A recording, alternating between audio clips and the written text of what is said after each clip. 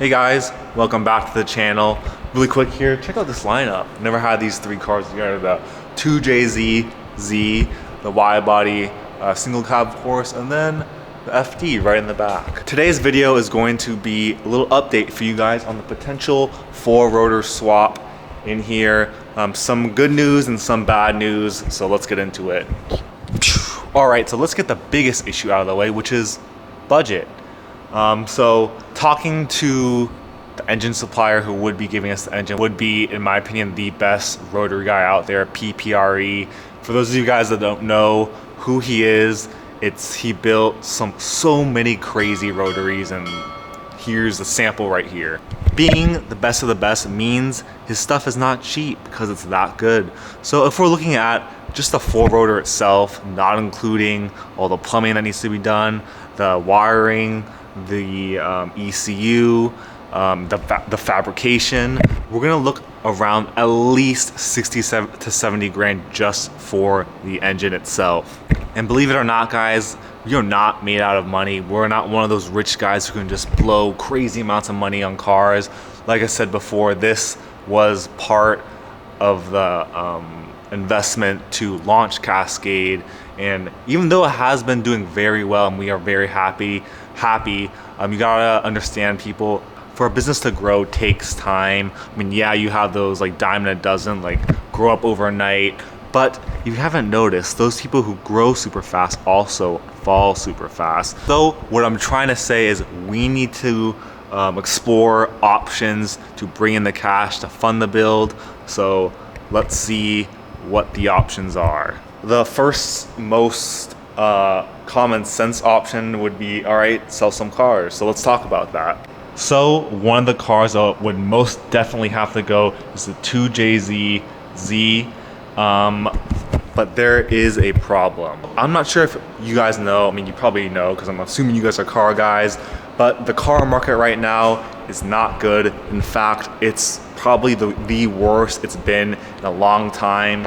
So combine that with a race car, those two definitely, So the money I think I could get right now, given the market at this point, wouldn't even cover the cost to get just the engine itself for this guy right here. So like, is it even worth selling it then? Because I think we can make it useful and entertaining for you guys sometime in the future. So that's like the kind of like, I don't know what to do at this point. So let's see what other cars we can sell. So the other guy that would have to go would be this car, the 94 FD, REFD RX-7. But the problem is that car is not ready to sell yet. Basically, we're still waiting on paperwork to get it legally registered in to drive on the street, because obviously right now it's on a dealer's plate. So that car has to stay here until that's done. And I want to finish up more of the interior because for those of you who don't know, if you have a project car that you want to sell, it's best to get it as best as you can all put together, because you will get that much more for the car. So yeah, this car is not going anytime soon, but if we were to sell this car and that car, it would definitely be enough cash to pay for the engine setup. But just like I just said, just for the engine, that's not including labor costs, that's not including all the other stuff that will go wrong. And as many of you guys know, when you have a build, there's always unseen costs that pop out of nowhere. And here is another, not issue, but something we have to keep in mind, and that is this car is so well put together and solid the way it is. I mean, yeah, it doesn't have a big engine in it, but we're not going fast anyway. So like at that point, I know I heard some people saying like you might as well just start over again and then start with just a tubular chassis, which will fit the rotary much better, which I completely agree with that, because last thing we would want to happen is we stick a rotor in there and then the frame can't handle the power it's putting down. And just little things, like for example, I already know that little tiny wheel bearing in there is already suffering the way it is with this setup right here. So imagine adding like 400 or 500 horsepower to that. So here's what needs to happen, people. We need to get this channel to grow just like we are. I mean, the past 2 months we gained like 20,000 subscribers or something crazy like that. So thank you guys so much for that. And we are now monetized now, so we can make a little bit of money making videos. At the end of the day, guys, we are done pulling money out of our own pockets to fund these projects unless they can pay for themselves. What does that mean? That means exactly like the YouTube videos. If the YouTube videos generate enough cash flow to do this kind of crazy stuff, then we will keep doing it. So guys, keep doing what you're doing, liking the video, watching the full duration, sharing. That helps so much with the algorithm, guys. YouTube like looks for that kind of shit. So if we can give it to them, they'll help us out.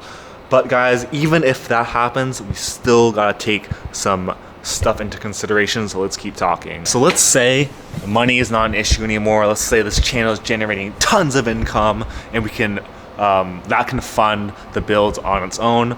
So is it worth taking this thing out on gambling basically and hoping that a 4-rotor fits in there, or is it worth, you know, starting over again, building the same thing because we already have the molds, and then building the frame around the body. So just make a tubular chassis so it would drive better, it would handle better, it can handle the power that the engine would be putting out?